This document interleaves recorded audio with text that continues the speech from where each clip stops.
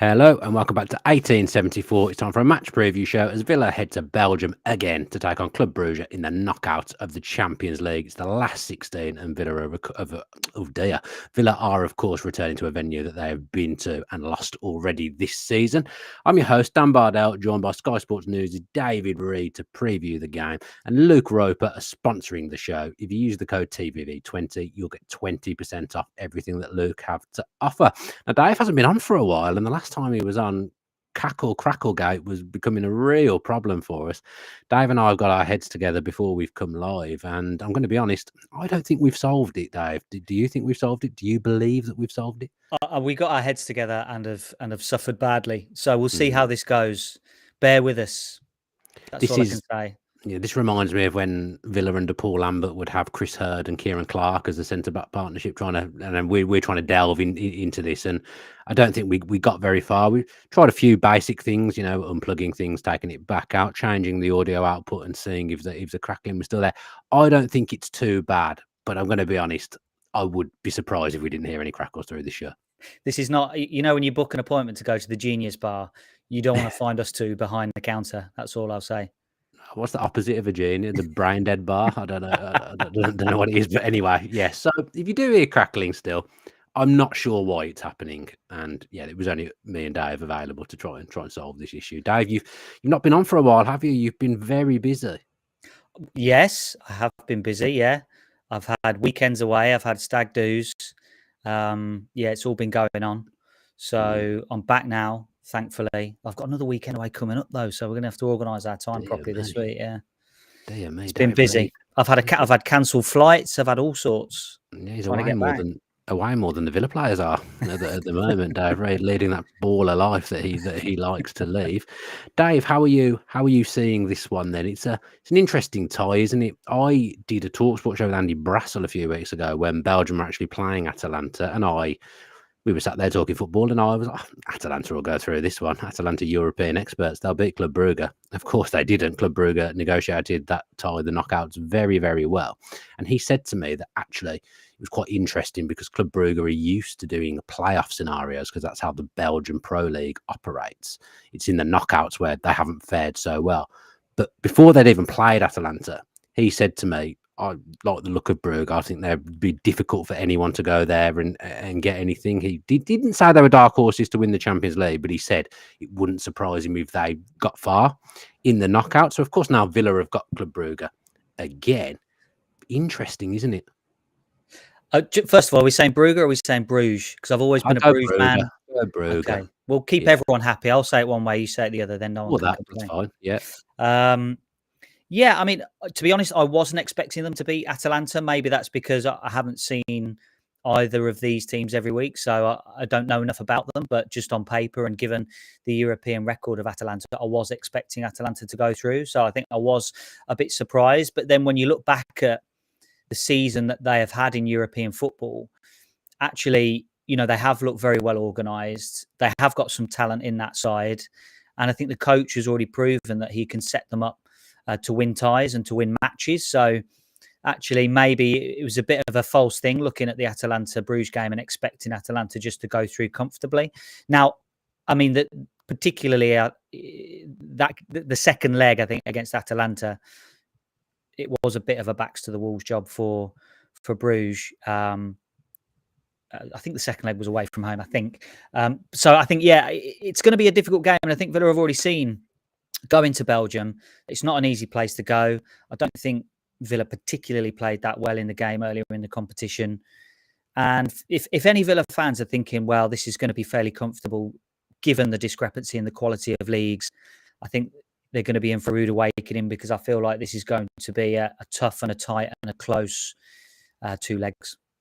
I've decided I've got to the bottom of the crackling issue whilst you were talking, Dave, and I feel it's when you move your head that the crackling, when you're talking and you're moving, I feel there may be some historic headphones there that you were given in the early 2000s by Sky, and I don't reckon they're in the best nick, and I reckon that's what's causing the crackling. So if you stay still, we'll investigate. We'll see whether the crackling reappears. I've completely forgotten what you just said, but I'm sure it was an excellent footballing point as always. Kind of look back at Villa last year in the Conference League, hadn't had much European experience at that point, not much European experience in the squad, probably a little bit more experience within the squad now. And now, of course, Villa are used to playing European knockout ties because they did it last season. But if we do look back, the away legs were never particularly favourable, were they, Dave? So it's important that Villa kind of have got to the bottom of that. And I think any score in this game away from home, that even if it's a narrow defeat, just make sure that you're in the tie going into the second leg, because I think at Villa Park we can beat anyone. But it's important that Villa don't do what Atalanta did really and let the tie get away from you in the first leg. Absolutely, stay in the tie for the second leg. The Conference League last season, it was a draw, wasn't it, away at Ajax? I think then a defeat in Lille, but I thought Villa actually played pretty well in that game and obviously ended up going through in the tie. And then Olympiacos was a difficult one because Villa knew they were almost chasing the tie in that second leg anyway. I thought maybe the away tie in Ajax is the most indicative one as to where Villa might go, because it was the first leg and Unai Emery set them up to keep things pretty tight. I wouldn't say there was a lack of ambition in that Ajax away game last season, but I feel like there were always in the back of the Villa players' minds that there's a second leg to come, and therefore we do need to stay in the tie and we do need to make sure that we don't give anything sloppy away. And I feel like that will be the mindset going into this game. It's why I think that might well have a bearing on team selection as well. As I say, I thought that the away leg in Lille, I thought Villa played quite well. They battled hard and they went through eventually in the tie. And I think that's going to be key as well, because if Villa do go down in this game by a goal, maybe even 2 goals, I think it's vital that mentally the Villa players stay in this game, because there has been a history under Unai Emery of Villa conceding clusters of goals, and that is exactly what they don't want to do tomorrow evening. Yeah, we should say hello to Vim Malfat. Sorry if I've pronounced that wrong. Club Brugge fan tuning into the channel, Dave. So crossing enemy lines there. But hello, Vim. Hope that you are enjoying the content. RN Jesus says here, Dave, is Bogarde the discovery of the season so far? I reckon he'd do a job in goal. Thought he was good against Cardiff, dealt with everything relatively comfortably. And in 2025 in particular, I think when he's had to come in wherever he's played, he's looked really, really sound. And I feel like, you're giving him a bit of time now, and I think he's growing within every week. But then these games roll around, so Disasi couldn't play against Cardiff, and now he's back, and it feels like Bogarde will probably lose his place for this one. And that also feels a little bit harsh to me, because I think in recent weeks, wherever he's come in, he's played well. Yeah, he's had an interesting season, hasn't he? Because we saw him in pre-season, and I thought that he would make an impact having watched him in pre-season. I thought he was comfortable on the ball, strong, physical, and I actually thought he would probably play at centre-back having watched him in pre-season. But then he started the season and he played at right back, and then he was withdrawn a couple of times at half-time in different games. And there was almost a period of about 8 weeks where we didn't really see him at all. And then he's come back you're right, in 2025, certainly in the last 6 to 8 weeks, he has really made an impact again. I think that's credit to him, because he lost his place and he could have gone missing. And I think that's great for him to have come back, to have listened to the instructions of the coaches, listened to the other players as well. And for him to come back into the team and perform how he has done, it is great. And he's come back, and I don't think he's been absolutely outstanding, but then it feels unfair to judge him like that, because he hasn't had a run of games in a certain position, and I'm still not totally sure what his best position is going to be, whether it will be central midfield, whether it will be right back, or whether it eventually will be centre back. Maybe it'll be centre back later on in his career, but I think you have to give him praise for the way he's dealt with setbacks this season in particular, come back, and whatever position he's played in, whether it has been centre back, right back, or central midfield, he's come in and he has helped others around him. He hasn't tried to do anything spectacular. He's tried to keep the ball ticking over, win his duels, and I think that's a credit to him.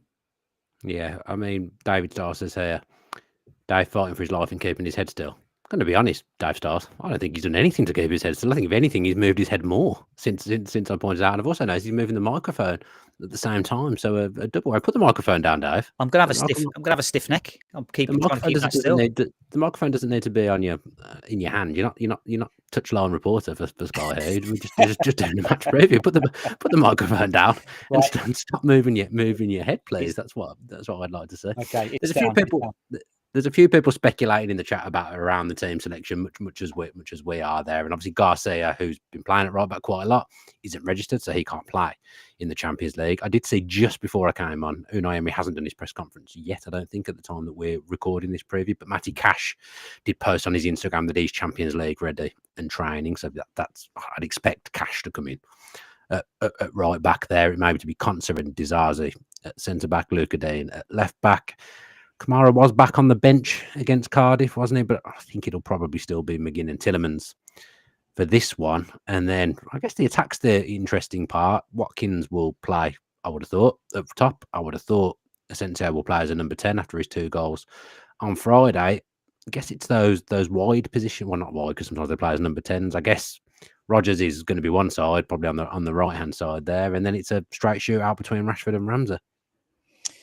Yeah, I feel like probably Ramsey will get the nod up just because of his defensive capabilities and the fact that he's probably a more physical player than Marcus Rashford. So I feel like it will be Ramsey on the left-hand side. I think you're right. It will be Digne at left back. Yeah, I mean, Asensio had a great game against Cardiff. I wouldn't be totally sure that he will start the game. I think he will, but I'm not totally convinced. I just think that this is the kind of game he was brought in for. You know, Bruges might sit deep at times and try and frustrate Villa. Someone to kind of unpick the lock, much like he did against Cardiff. I'm not comparing Cardiff and Bruges, but you take my point. You know what I mean. I kind of feel like this is the kind of game he's been brought in for. He's got all that European experience as well, that hefty European experience. That's why I think he'll start. Yeah, I mean, I take your point, and I think you're right. Particularly in the game earlier in the league phase of the competition, in that second half, Villa did find it difficult to break them down. And I think that's when maybe that was one of the games that Unai Emery looked at that team and thought, yeah, maybe we do look a little bit one-dimensional, because there was a lot of responsibility on Leon Bailey in the game, in the league phase game. And he has struggled this season. And when he was asked to invent something, to do a little bit of trickery, he was unable really to fulfill that role. And it made Villa look a little bit, as I say, a little bit one-dimensional in that league phase game. So maybe that was one of the matches where Emery looked at the squad and said, look, we need something else in attack. And Asensio has brought something else. Rashford has brought something else in attack. Not just quality in depth, but quality in adding to the first 11 as well. I think you're right. I think Rodgers will start from the right-hand side. And so it's a case of whether Kamara starts in central midfield and McGinn shifts out wide, or whether it is Ramsey on that left-hand side and Asensio in the middle. I'd have thought if Kamara was going to play, he'd have been given some form of minutes on Friday just to keep him ticking over 15, 20 minutes against Cardiff. That's leading me to believe that he won't break up that McGinn and Tielemans axis. And it has been a brilliant partnership in the last few weeks as well. And look, I think if you force me to give you an answer, I'd probably agree with you in the team selection. I'm kind of just trying to go through a few of the options. I think Kamara will start on the bench, and I think we'll probably see him in the second half. I think that's regardless of game state, whether Villa are in front in the tie or behind in the tie. I think we'll see him in that second half because I think he needs minutes, and I think his experience coming on in the second half will be vital. But I've got to say, McGinn and Tielemans have been fantastic in that central midfield. Yeah, I mean, they have. I completely agree with you. But then I just can't get away from that Palace game last Tuesday, where Villa were just awful all round, and they formed part of that, of Villa being too easy to play through. But I do think changing the system in the first half, and then although in fairness, when we went to 4 at the back, that was when the game completely got away from us. But I'm struggling to shift that Palace performance from my mind. I've tried to forget. Palace is just not a place you want to go. No, and I was glad we didn't get them in the FA Cup. I do think this is going to be really interesting because it's uncharted territory for us. Champions League knockouts. We've not got any experience of this. You know, could have been worse draws that Villa could have got than Club Brugge. It is the fact that we've already been there. So I guess that helps in a lot of ways. The fact that we've already been there, we've already taken them on. I know it's a different phase of the season, and you know Villa have had a lot of personnel change since then, but they must have learned something from that game, and it's good that Emery's got things that he can go back and look at. Jacob did an article on The Athletic this morning around like kind of Emery's pre-match analysis and how he sits down with the players and the long meetings. I would have guessed the players have sat there and watched that game back this week. I would suspect so. Yeah, I would suspect so.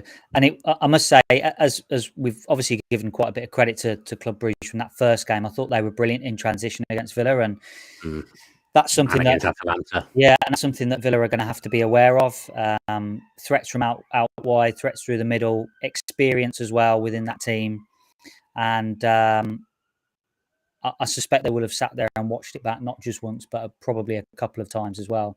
And then they will have had individual clips of who they're going to be up against and how they can overcome them from the first game and play better. I mean, don't get me wrong. I think Villa will try and control the game and dominate the ball. I don't think it will be a kind of mid to low block like we saw against Bayern Munich at home, where Villa are kind of sitting off a higher quality opposition. I think Villa will try and go there and control the game, but control the game in a manner that doesn't mean that Villa are going to be opened up on the counter attack.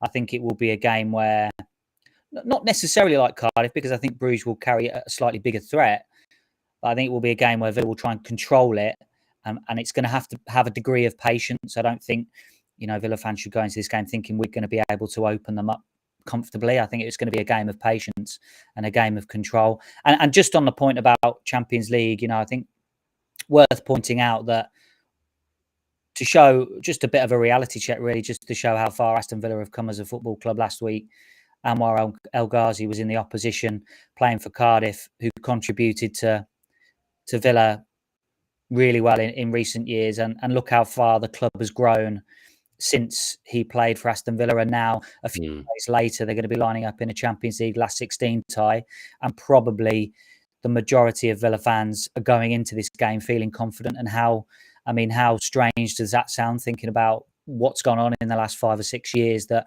Villa are going into a Champions League last 16 tie over 2 legs, feeling confident that in the next few weeks we could be talking about a Champions League quarter final. Yeah, I think it's important to look back at that. I even thought the kind of same when we got drawn against Preston in the FA Cup. It wasn't that long ago. Cabbages were getting thrown at Steve Bruce when Villa were playing Preston. Now we go there in the FA Cup quarterfinals as a Champions League side. So it's always important, I think, to look back at how far Villa have come. It really is. And I guess finally as well, we're talking about looking back at that Club Brugge game last year, having already played them. We're giving them a lot of credit on this podcast. But they did only score a goal because Villa picked the ball up and gave away a ridiculous penalty. It's not like they penetrated us loads and opened us up loads and scored loads of goals. They did only score from a penalty. It just was never a game that we were going to score in, by the looks of things. No, it wasn't. I remember. If Villa had continued to play that game for 3 months, I don't think Villa would have scored a goal. And I remember you asking me afterwards. I still don't think it should have been given as a penalty. No, I don't either. Just because I think a bit of common sense should have come into play there. And if it was the Champions League final, I don't think he's ever given a penalty for that. But anyway, we've forgotten about that and we've moved on. But you're right. I think, and certainly, I think the Monaco game as well. Villa have been on the wrong. Yeah, Villa have been on the wrong side of games where they haven't played particularly well, and probably last season Villa were managing to find a way in the games where they weren't playing particularly well. And I think this season in the Premier League and in Europe, there have been games where Villa have struggled and they haven't been able to get a result. So it might well be one of those nights tomorrow where things aren't clicking and you have to just grind it out. And then it's up to the individual quality and mentality of the players to stick together and manage to grind something out, because they've proven that they can do it. I think just on occasions this season, whether it's a 50-50 luck of the draw, roll of the dice, they haven't managed to come out on the right side of a result, and it might well turn into one of those games tomorrow. And Club Brugge might like it if it turns into one of those games tomorrow night where they can grind it out against Villa. Yeah, gaming and stuff says they were easily the better team, though, Dan. Yeah, I think that's fair. I remember that game in the second half. Bruges stepped it up a gear, and they were the better team. There's no denying that. I completely agree with you. Gaming and stuff. Right then, Dave, let's do our hot/freezing cold take then ahead of the game. Have you got one lined up? I actually have one on this Do occasion. you? Have you got one? Yeah, I've got one. Okay, I only thought of it during the show, but I have got one. I am going to go for a goalless draw. Oh my god, that's what I was going to do. Was it? That's exactly what I was going to say. Oh, Villa putting in a John Gregory-esque European away from I'm home here for performance it. and I'm coming here for away it. with a 0-0. Can you believe that we were going to do the same thing? I mean, that'll be over within 10 minutes when Bruges score off a corner and it's 1-0 with their first shot. But it's interesting that we both come up with the same kind of prediction. Wouldn't be one that people would be thrilled to watch out there in Bruges. And apparently, it's a horrible experience going to Bruges, the ground falling apart. It's not safe apparently either from what I've heard. But yeah, 0-0, that would be a good result to bring back to Villa Park, but wouldn't be a classic for anyone to watch. And where are you watching the game tomorrow, Dave? I will be just at home tomorrow. Yeah, I'm not Okay. working, so I'm at home. I'm in a difficult situation where I need to get back home, but I finish at TalkSport at 5, Ooh, so I can't come back then because obviously the kickoff is at 5:45. So I'm going to go to the pub across the road from TalkSport, the Redwood, I think it might be called for anyone who's in London, and I'm gonna watch. There was a few Villa fans in there actually the last time I did that in the Monaco game, and Dolan joined me. I've got another friend who's coming to meet me. So if anyone is around that area, London Bridge, I'm gonna be there watching the game at the Redwood. This is where I discovered that it's not actually called the Redwood, but it's definitely called the Red something, and it's right by TalkSport. So that's where I'm going to be watching the game tomorrow before I get my train back to Birmingham afterwards. Right then, Dave, thank you very much, crackly headphones and all, for joining me today. It's been a pleasure as always. Great to have you back on after what feels like forever. It feels like you've been on sabbatical in 2025. Thank you to those that have joined us on the chat as well. Do go back and check out the podcast that Greg Evans and myself did earlier, looking back on the Cardiff game. Looking forward to Preston a little bit, and we did touch on the Bruges game as well, so go back and listen to or watch that. If you're watching via YouTube, subscribe to the channel with your post notifications on and leave us a comment. If you're on Apple Podcasts, leave us a 5-star review and a nice review if you can. We've had loads of those recently, which has been really, really pleasing. And if you're on Spotify, again, 5 stars and just leave a comment as well for the fun of it. That would be absolutely fantastic. We'll be back on this channel on Wednesday, I'm guessing, looking back over the Club Brugge game. So I mean, if it's 0-0 like Dave and I have predicted, might not be a stellar show, but you still might want to tune in and watch it. Thank you to Luke Roper for sponsoring us. TVV20 gets you 20% off everything that Luke have to offer. Have a good rest of your Monday. Safe time if you're out there in Bruges following the mighty Villa boys. And as ever, we'll finish with a big massive up the Villa.